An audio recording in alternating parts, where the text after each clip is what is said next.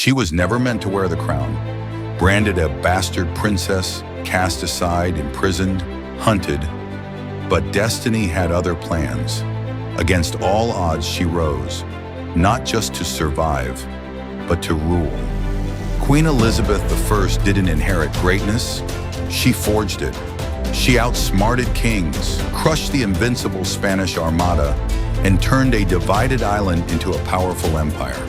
With fire in her heart and steel in her words, she faced betrayal, rebellion, and war, and emerged victorious every time. They doubted her. They threatened her. They tried to break her. She became unstoppable. This is not just the story of a queen.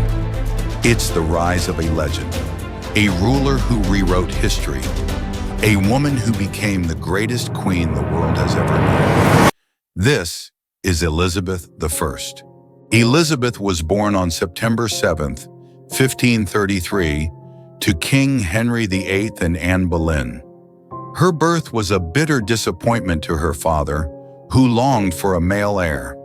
Their marriage had caused enormous political and religious upheaval, leading to England's break with the Catholic Church. However, by 1536, Anne had fallen out of favor. Anne was accused of adultery, incest, treason for conspiring the king's death, and witchcraft. Many historians consider the charges fabricated and politically motivated. The execution took place on Tower Green, not Tower Hill, reserved for high-born prisoners. After Anne Boleyn's execution, Elizabeth was stripped of her royal title and declared illegitimate. At just 3 years old, she became a bastard in the eyes of the law. Despite her diminished status, Elizabeth's intelligence and wit were impossible to ignore. Educated by the best tutors in the realm, she mastered Latin, Greek, French, and Italian by her early teens. Her formidable intellect, combined with her understanding of court politics, set her apart from her peers. Elizabeth's early years were defined by survival. As the political tide shifted with each of her father's 6 marriages, she learned the importance of silence, observation, and self-control. Her half-brother Edward VI's short reign and the rise of Protestantism offered her a brief period of security, but it was fleeting. When Mary I took the throne in 1553, the Catholic queen saw her Protestant half-sister as a threat. Elizabeth's very existence became dangerous. She was arrested and imprisoned in the Tower of London following Wyatt's rebellion, a plot she may or may not have known about. For 2 months, Elizabeth lived under the constant threat of execution. She knew any misstep could cost her life, but with cunning restraint, she wrote careful letters, avoided accusations, and pleaded loyalty to Mary without sacrificing her beliefs. Mary eventually moved Elizabeth to house arrest at Woodstock Palace. There, Elizabeth's resilience only grew stronger. She began preparing, quietly, patiently, for the role she believed destiny owed her. In 1558, Mary died childless, and Elizabeth ascended the throne. At 25, she inherited a divided kingdom, religious turmoil, financial ruin, and threats from Spain and France. Her coronation was both a spectacle and a declaration. This was a queen chosen not by bloodline alone, but by survival, brilliance, and divine favor. Elizabeth's reign began with swift, strategic decisions. She re-established the Protestant Church of England, but did so with a tone of compromise, creating the famous Elizabethan religious settlement. Her refusal to marry became a powerful political weapon. Suitors from France, Spain, and even her own nobles pursued her. But Elizabeth played the game masterfully. Her court became a center of art, exploration, and culture. Shakespeare, Marlowe, and Raleigh flourished.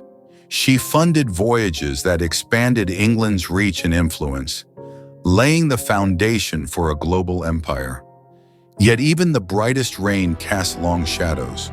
The darkest decision of her life was a decision that tormented her deeply: the execution of Mary, Queen of Scots. Mary was not just a queen. She was Elizabeth's cousin, her mirror in blood, her rival in claim, and a symbol of Catholic resistance across Europe. Mary had long been a figure of tension, imprisoned in England for nearly 2 decades after fleeing Scotland, plotting and conspiring through secret letters and loyal supporters.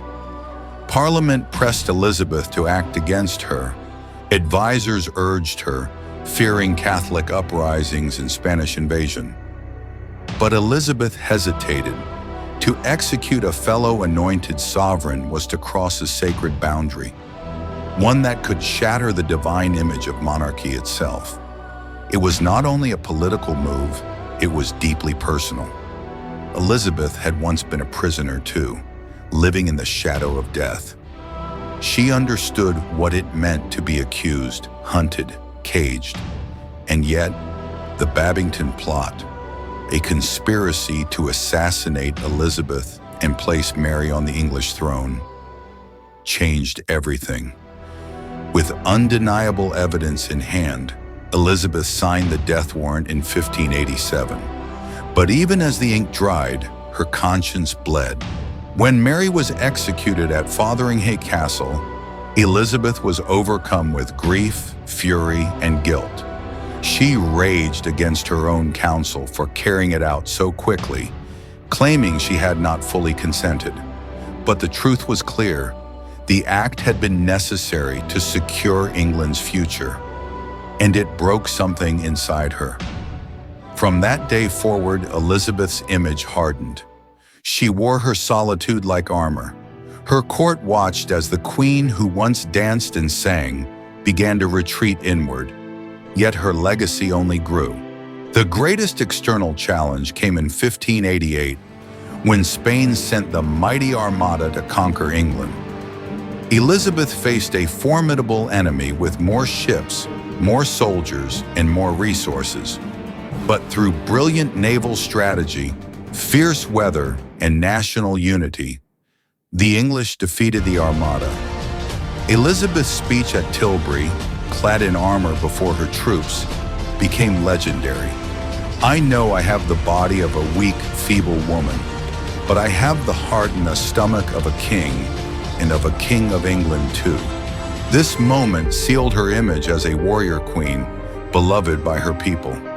The victory over Spain shifted global power, and England emerged as a new maritime force.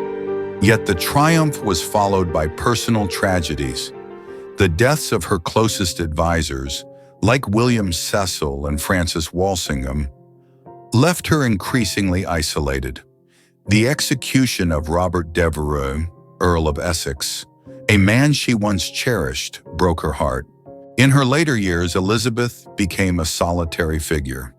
She mourned the loss of her inner circle and began to reflect on the weight of her choices. Her once celebrated court became quieter. She refused to name a successor for years, fearful of the instability it might cause. In 1603, frail and tired, she could no longer fight the inevitable. On her deathbed, she finally indicated that James VI of Scotland, the son of her cousin Mary, Queen of Scots, should succeed her. On March 24, 1603, Elizabeth I passed away peacefully. She was 69 years old. Her death marked the end of the Tudor dynasty, but her legacy had only just begun. She was buried in Westminster Abbey, beneath an epitaph that honored her as a queen, such as shall never again be. Her reign became known as the Elizabethan era, a golden age of literature, exploration, and national pride. Elizabeth's life was a masterclass in transformation. She began as a discarded child, declared illegitimate, imprisoned, and nearly executed. Through extraordinary intellect, emotional resilience, and unmatched political skill, she not only survived, she redefined monarchy. She became the Virgin Queen not because she lacked love, but because she chose power. Her reign proved that a woman could rule without a king, love without marriage, and leave a legacy without heirs. Elizabeth I's story is not just history, it is a legacy, a testimony to what is possible when courage, intelligence, and purpose unite. She was not born to rule, she chose to, and history chose to remember her not just as a queen, but as a legend. If this story moved you, make sure to like, share, and subscribe for more inspirational journeys through history. Drop a comment below. Which historical figure or moment should we bring to life next?